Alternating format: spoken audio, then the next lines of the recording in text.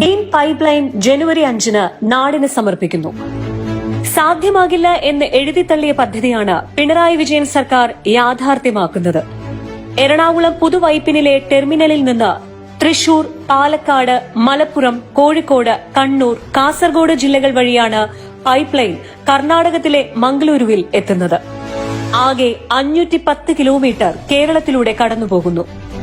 ഇതിൽ മുൻ സർക്കാർ പൂർത്തിയാക്കിയത് 40 കിലോമീറ്റർ മാത്രം. 2010 VS അച്യുതാനന്ദൻ സർക്കാരാണ് ഏകജാലക സംവിധാനം വഴി ഗെയിൽ പദ്ധതിക്ക് അനുമതി നൽകുന്നത്. സ്ഥലം ഏറ്റെടുപ്പിലെ പ്രശ്നങ്ങൾ കാരണം 2014 സെപ്റ്റംബർ 24 പദ്ധതി അവസാനിപ്പിക്കാൻ പോലും കേന്ദ്ര സർക്കാർ തീരുമാനിച്ചിരുന്നു. എന്നാൽ പിണറായി വിജയൻ സർക്കാർ അധികാരം ഏറ്റെടുത്ത ശേഷം യുദ്ധകാല അടിസ്ഥാനത്തിൽ ഗെയിലിന്റെ നിർമ്മാണ പ്രവൃത്തികൾ മുന്നോട്ട് കൊണ്ടുപോയി. ജനവാസ മേഖലകളെ പരമാവധി ഒഴിവാക്കി ഭൂമിക്ക് ന്യായവിലയുടെ 50% നഷ്ടപരിഹാരം നൽകാൻ ഉത്തരവിറക്കുകയും ചെയ്തു.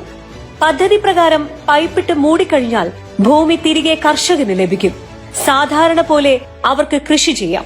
നഷ്ടപരിഹാരവും കൃത്യസമയത്ത് നൽകി.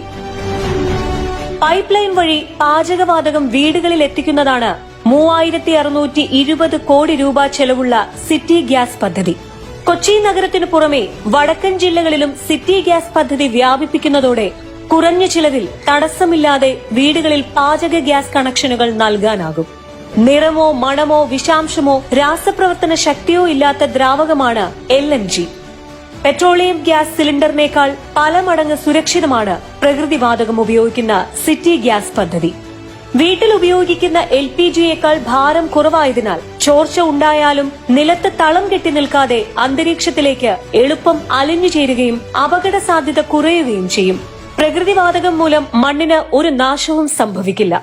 സാധാരണ ലഭിക്കുന്ന ഇന്ധനവാതകത്തേക്കാൾ 30% വിലക്കുറവിലാണ് പ്രകൃതിവാതകം ലഭിക്കുന്നത്. മീറ്റർ റീഡിംഗ് പ്രകാരമാണ് ഗ്യാസിന്റെ ബില്ല് അടയ്ക്കേണ്ടത്. 4 പേരടങ്ങുന്ന ഒരു കുടുംബത്തിന് ശരാശരി പ്രതിമാസ ചിലവ് 300 രൂപയായാണ് കണക്കാക്കിയിരിക്കുന്നത്. ഗ്യാസിന്റെ ഏറ്റവും വലിയ പ്രത്യേകത എന്താണെന്ന് വെച്ചാൽ നമുക്ക് 24 മണിക്കൂറും യാതൊരു തടസ്സവും കൂടാതെ ഗ്യാസ് അടുക്കളയിൽ കിട്ടുന്നു എന്നുള്ളതാണ് ഏറ്റവും വലിയ പ്രത്യേകത. തന്നെയുമല്ല, ഇത് വളരെ അപകടം കുറഞ്ഞ ഗ്യാസാണ്. ഇവിടെ തന്നെ എന്റെ വീട്ടിൽ തന്നെ പലപ്പോഴും ഗ്യാസ് ലീക്ക് ഉണ്ടായിട്ടുണ്ട്.